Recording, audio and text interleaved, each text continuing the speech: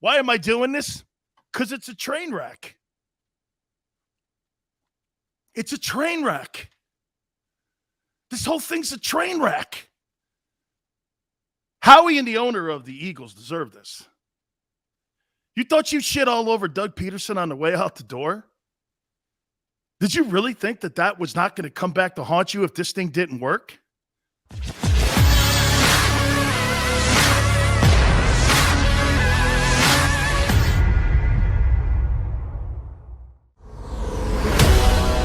Everyone is having a great day here in America. How could you not, man? You got the World Series going on. You've got the NBA going on. Well, I don't know if you're watching that crap. You got the NHL dropping the puck every night now. And, of course, you have NFL football. It is game day here.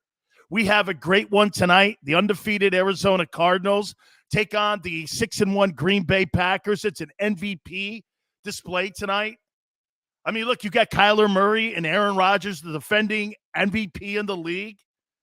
This is a great way to kick off the week and great way to go into the halfway point of the NFL season in week 8. So, no question, just packed. By the way, also, college football news. Now, before we start, we always have to pay homage to our dear friends. And you know what that is? The people that come aboard each and every single day here on the National Football Show. We thank you so much, each and every single one of you. Joey B., you got it, man. Barrett Brooks is going to join us at the bottom of the hour. Birdman, appreciate it. Nick, thank you so much, man. The Noah Flower. Oh, I'm going to get there, okay? I'm going to get there. So, yeah, Barrett Brooks is going to join us. That'll be at the bottom of the hour. Smiley, how you doing, brother? King Dave, man. Yo, yo, yo, as my boy Ice Cube would say, who's been on this program twice already. Steve, thank you. Oh, my God. Steve, I think you segue me into my topic here. Steve says this show is like a flower. Look at that. Way to go, Xander, and headlining it. I feel like a flower today. I feel like a daffodil. And I'm just showing you that being a daffodil in the NFL is one of the most important things that you can really kind of tell your players in a locker room. Guys, you're all daffodils.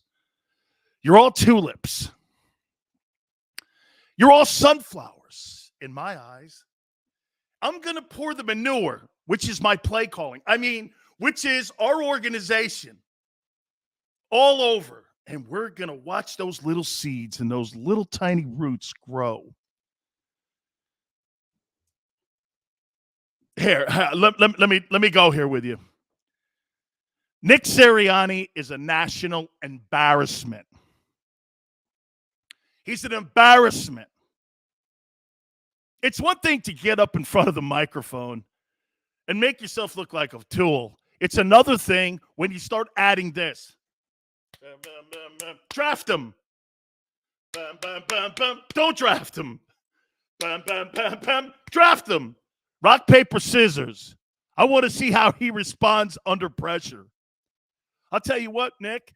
Why don't you and me get in the squared circle or get in the octagon, and I'll show you what sense of urgency is, bro. I'll show you what that's all about. Let's get into an Oklahoma drill. You're going to give me rock, paper, scissors. Hey. That's already embarrassing. Let's add another one. Or wait. Daffodil, rock, paper, scissors. Watch this one. This is how you, put the hot dog in the bun. Look at the care that Kobayashi puts the hot dog in the bun. Then he takes the relish. There's a way to put the relish on. Okay? Now watch when he gets the mustard. Because, no good East Coast dude puts ketchup on a hot dog. Watch this, right? Look at the preciseness of the Kobayashi hot dog. Then the T-shirts. Let's go beat Dallas, dog. You mean let's let Dallas beat you down. So here's what we have as a list. He's a daffodil, Rock, paper, scissors is how he looks at evaluating players, when they're under pressure. He motivates people, Nick Sirianni, with Kobayashi hot dog motivational videos, and he wears T-shirts around, let's beat Dallas. Game over. I'm out. Get this guy's ass out of here. Hey, man, get this guy's ass out of here, man. What the hell's going on here? Dude, please do me a favor. Don't bring flowers up in an NFL locker room unless I'm laying it on somebody who died. Okay? Oh, did you hear who died? No, who? Yeah, NFL great. Oh, okay, man. Hey, that's awful. Did you hear your coach called you guys flowers? No, he didn't. No, you misheard it. No, he called the Eagle guys flowers. No, so he called me a tulip? Well, you know what Nick can do with them tulips. This is so funny. It's embarrassing. This is embarrassing. He is more. Oh, wait, I got one. This guy's more embarrassing than Rich Kotite. Nick Sirianni is more embarrassing than Rich Kotite. Rich Kotite will go down as the infamous worst coach in the history of Eagle football. I think we got a new one.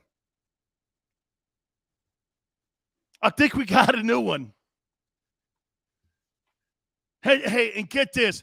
I think he probably means well, but dude, if you're trying to get the confidence of the guys in your locker room, throwing Kobayashi video eating hot dog videos at players and rock, paper, scissors is how you, hey, is that also how you keep players? Or wait a minute, watch this. We ain't running the ball today. That's how this guy does it. Watch. Hey, wait. Hey, am I going to get the ball to Devontae Smith? No. Dude, man. How about you said that, hey, we're like marijuana plants. Okay? You know what, man? You see the roots growing. Then that bud comes out. Then you got to make sure to sex the plants. Not that I know what we're doing here.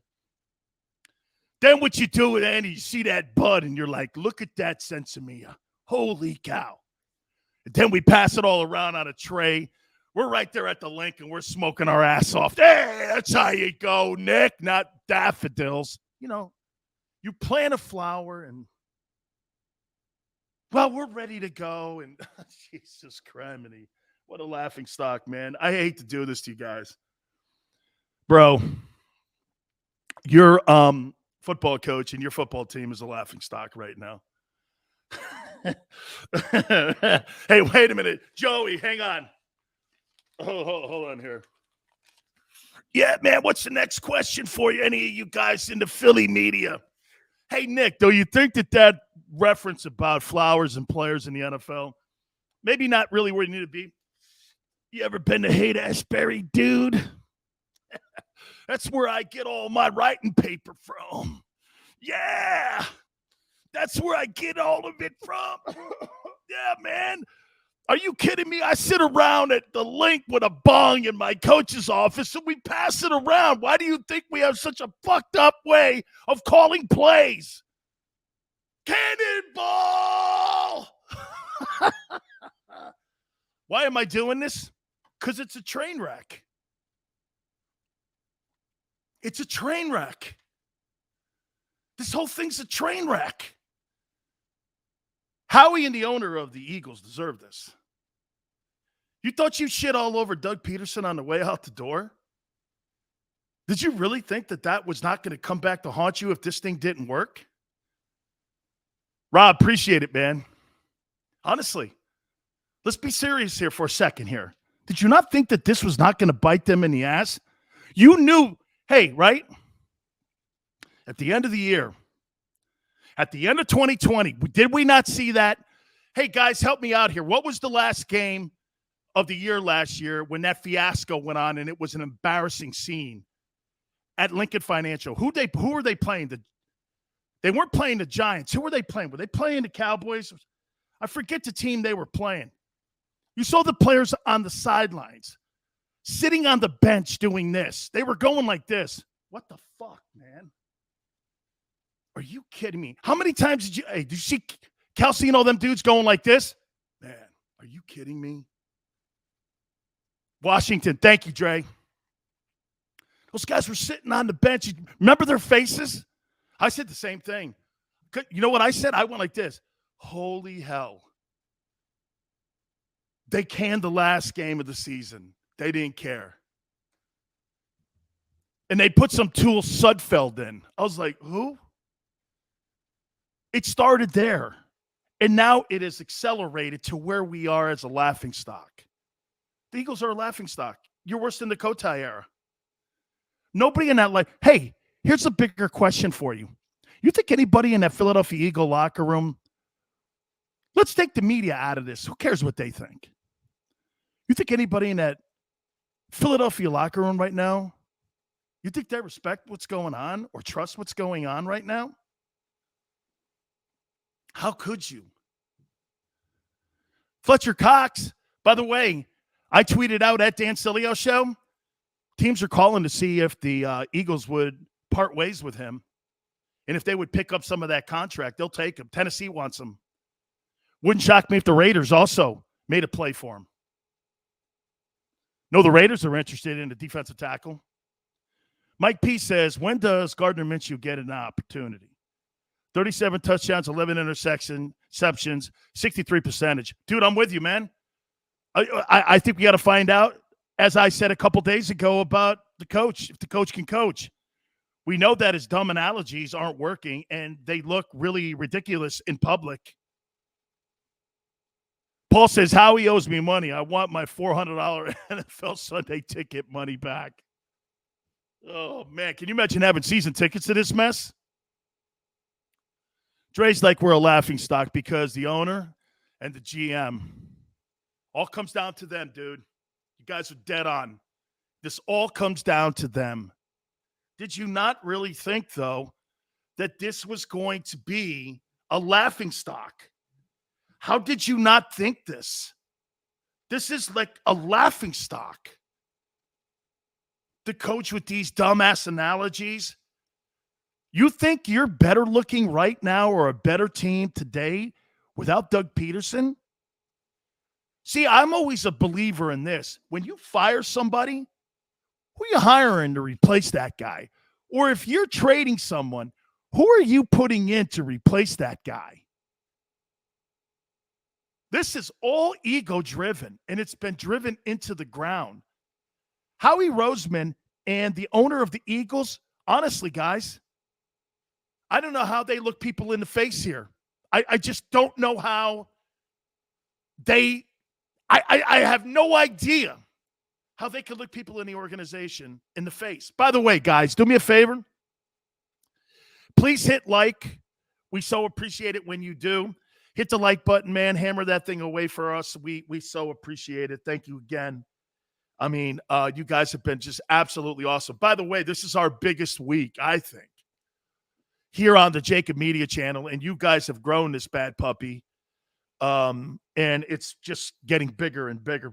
Hey, I'm going to bury the lead on this thing for Sunday. I think the Lions upset the Eagles 28-20. That will really put a capper on this entire fiasco. And then we could start to say this. Listen, why don't they lose every game the rest of the year? Let's lose every game. Why try to win? For what? A 6-win season and then you're caught in the middle of the draft? Why don't we just really just suck out loud? Why don't we just, put Minshew in. Find out who we have. Find out what players are going to be the guys you want to go forward in 2022. Find out if your coach is the coach. You need to find out everything about your football team right now. Birdman says never give up no matter what. No, the players aren't going to give up. Wait a minute, Birdman. Wait a minute. The Eagles have already shown that they have given up last year at the end of the year against Washington. The players aren't going to quit. The organization quit on Doug Peterson, quit on Carson Wentz, quit on the last game of the year. They have already shown you that they have it in them to quit. Okay? They've already shown you they'll quit. Once you do that, once you show that, you can't go back. Once you've shown that you can throw up the white flag, you can't go back on that. The Philadelphia Eagles tanked the last game of last year. That's all you needed to tell me about the GM. Because no GM, like you guys said, in your minds and in your hearts, no GM or coach in their right mind would ever surrender a game, a foot, a quarter. Never. I would never surrender. I don't care if it's 45-0 and I'm 0-15. I'm not quitting.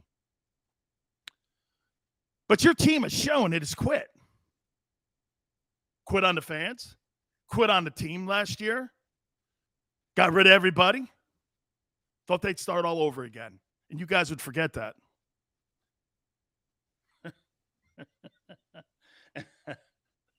Oh, man. What a mess. Talking to me about fucking flowers. Planting flowers and manure. And the only thing manure, Nick, is your game plan and the coaching staff that you assembled. Howie, you don't get off either. You're full of shit, too. Whole group is. This is just, here, let me show you how organizations turn themselves into liars. Let me show you this, how they turn themselves into liars. Okay? So Tua Tagovailoa is now going to Brian Flores, the head coach of the Dolphins, right? And he's going to him. And here's Brian Flores. Watch. Listen. Tell me if this looks familiar. Listen. Tua, you're my guy. You are playing better the last 3 weeks, which he has. We love you. You're great. Wonderful. And what is Chris Greer, the GM, doing behind his back? There's a deal on the table that's been reportedly agreed upon by the Texans, and the Miami Dolphins are waiting for Stephen Ross to get some clearance and some clarity from the NFL if he could play or not this year. You know, all those cases that are pending, they're not going to be heard until the spring. So they want to know if this deal is made, that he's going to be able to step in and play right away. So you have one guy lying to Tua every single day, and you've got the general manager behind his back lying. Okay, you know they're after Deshaun Watson. You're not telling the player the truth. Okay? Nick, I think he's going to be part of that package that ends up going to Houston. I think it's going to be part of the deal. Okay? I do. I think that whole thing's going to be part of the deal. That Tua's going to be put into that. And by the way, you know this.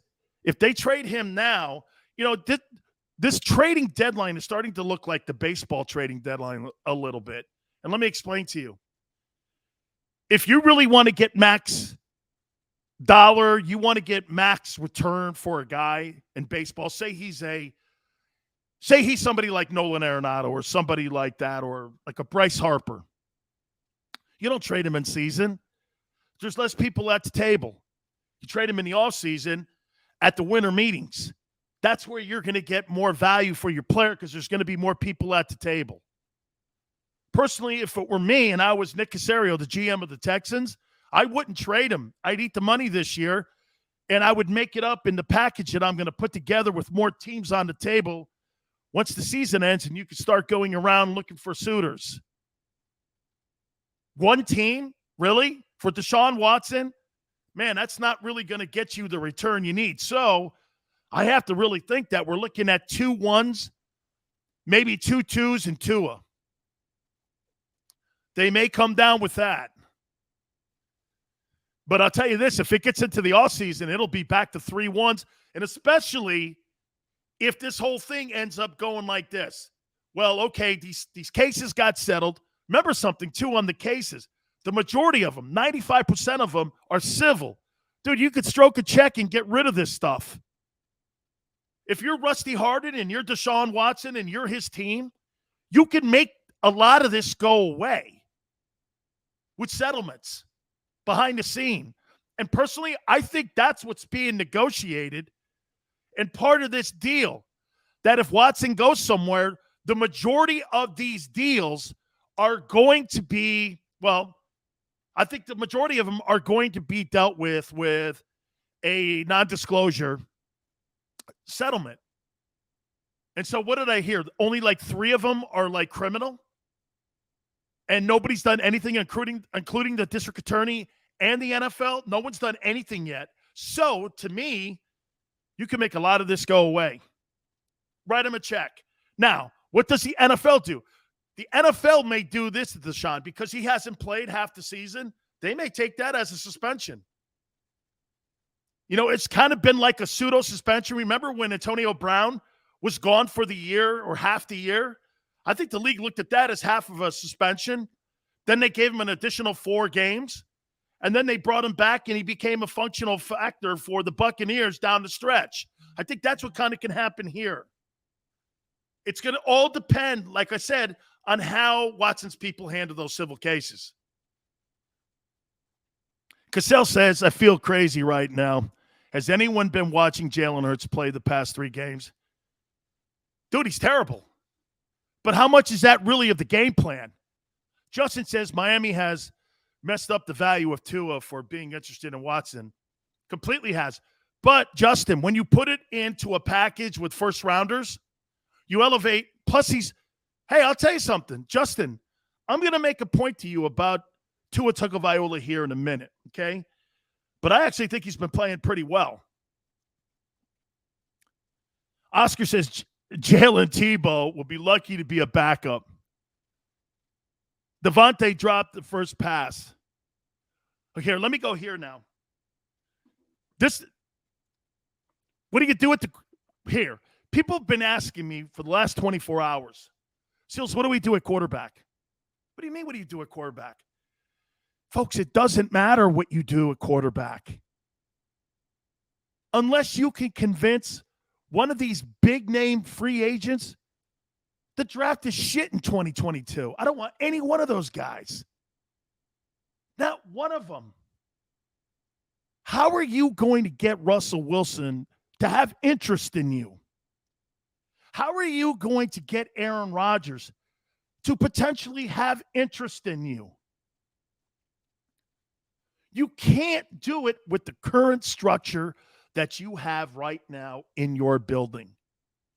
I told you this yesterday. Brandon Staley canceled 2 interviews with Howie Roseman to become the head coach of the Eagles last year. He said he wanted no part of it. As you know, Tom Telesco's been on this program, the general manager of the Chargers. I'm very tied in. They actually follow me on Twitter as well. All right. I'm going to get Barrett Brooks' perspective on this too. I'm going to get his thoughts.